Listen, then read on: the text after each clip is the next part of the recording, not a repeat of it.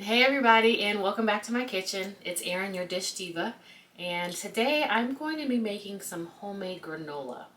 So right now, with the prices going higher and higher and then the threat of inflation happening, sometimes it's a little bit more cost effective to make this stuff at home. I love granola on my yogurt, but every time I go to the store it seems like the price has increased a little bit. So a way to just kind of get rid of that as a factor is to make it yourself. And it's pretty simple. What I'm sharing with you guys on the recipe is a basic recipe, but what I'm going to show you today is kind of how to tweak that recipe to make it your own. So I've got about 2 cups of just some rolled oats in the bowl.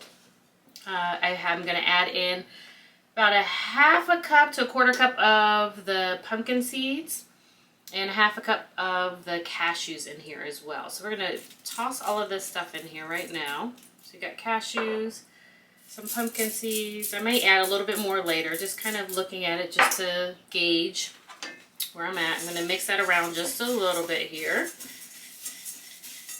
Add a little bit more of the cashews, a bit more of those pumpkin seeds. And then what I have here is a mixture of maple syrup, 100% pure maple syrup, as well as some, I use grapeseed oil. I just happened to find this bottle in the pantry, so I decided to just grab this. Grapeseed oil is a neutral flavored oil. It also has, it's a healthy fat. So you can use something like avocado oil. Olive oil is going to be a little bit too, you're going to get that taste of the olive oil in there. So if you don't mind that, you can put it in there. If not, you want to use more of a neutral tasting one. And then what I added to that is a little bit of ginger, some cardamom, and some turmeric. I did also add in some cinnamon. I forgot about that. So some cinnamon was added in there as well. So mix all of that in there. I just a tiny pinch of salt and a tiny pinch of pepper, because you absorb the benefits of the turmeric better when you have pepper accompanying it. All right, so we're going to pour this over our oats. Oh, and I did also add just a tiny bit of molasses, like just a tiny bit, almost like an 1/8 of a teaspoon. It's very interesting because when molasses is basically a byproduct of the processing of sugarcane, and it does have a lot of nutrients in it. So there's some iron, there's some calcium, there's some magnesium, and it's, you know, I think it's about 60 calories for a tablespoon of molasses, but we are using 1/8 of a teaspoon. So you can see we're definitely not adding to that calorie count. And I think there's about 14 grams of sugar in the molasses itself, although it's not necessarily a really sweet product. But there is the sugars, the natural occurring sugars in there. And since we're cutting that down, and that's 14 grams in a tablespoon of molasses. But we are cutting that down considerably because we are only using a touch. And it just adds a little richness to the flavor. So the combination that I did is similar to, if you've ever heard of golden chai, like a golden chai tea or latte. It's basically the same principle. With those, you're using a milk, and then you're adding in cinnamon, some ginger, some turmeric, cardamom if necessary, even maybe some cayenne pepper.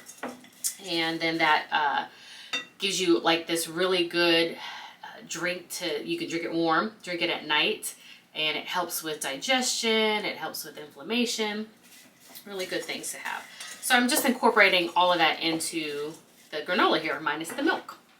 So now that I have everything really well mixed together, just pouring it into our baking sheet here. Okay. There we go. You can see it has kind of a nice golden color to it. I'll show you in just a second. And that's because of that turmeric in there.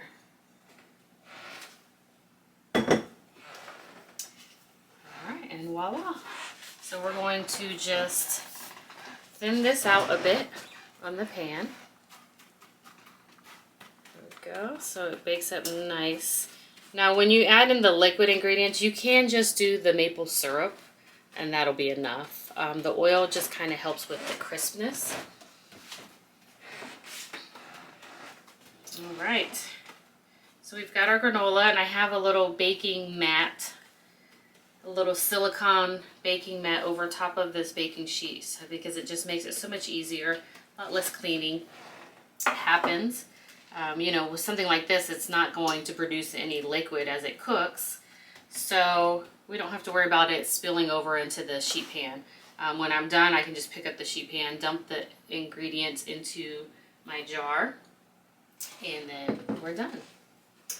Okay, so then my oven has been preheated to 250 degrees, so we're going to bake it in there for a little bit and make sure that it is nice and toasty.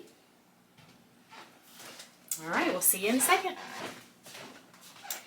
Okay, it is out of the oven after baking on 250 for 20 minutes. I stirred it when it was about the halfway point of the time, just to loosen it up a little bit, help to keep some things from clumping, and to make sure everything's cooking evenly. This is the point where you want to add dried fruit. If you wanted to add something like that to this, you don't want to add it during the cooking time because it will the fruit will burn in the oven. I am going to add a little bit of chia seeds though right now. Just going to sprinkle some on here. Let them get intermingled in here. And then I'm going to stir it around. So right now it's still nice and soft, as you can see. And it will harden as it cools down. But it's just this beautiful yellow color. And you can see there are some clumps that are forming, that have formed on there. If you want it to stay clumpy, then don't worry about stirring it. And if you're mixing in the fruit, then you'll want to just kind of pat it back down again. I am not a big fan of putting fruit in granola. I'd rather have it in a trail mix. It doesn't really do anything for me when it's in the granola form. And I usually, if I'm doing a parfait of some sort, I usually have some fresh fruit in there, which is a little bit better because, of course, the dried fruit is a little bit higher, has more concentrated sugar in there, and because we got rid of all the water content of it, right? So this is a granola, and what I'm going to do is I will store it in a glass jar and just have it sealed in the cabinet until I'm ready to use it. And now I don't have to buy any granola and pay like $7, $8 for granola, which is ridiculous. I can just make my own and get all the flavor I want on it and reduce the sugar content, reduce the sodium content, reduce the oil. So the recipe I'm giving you is a basic recipe, but play around with it, reduce the oil, do it without the oil, see how you like it that way. And then also just play around with the different types of nuts and seeds that you can add into it. So just remember, granola can be very high in calories because of the fact that it has these nuts and seeds in it.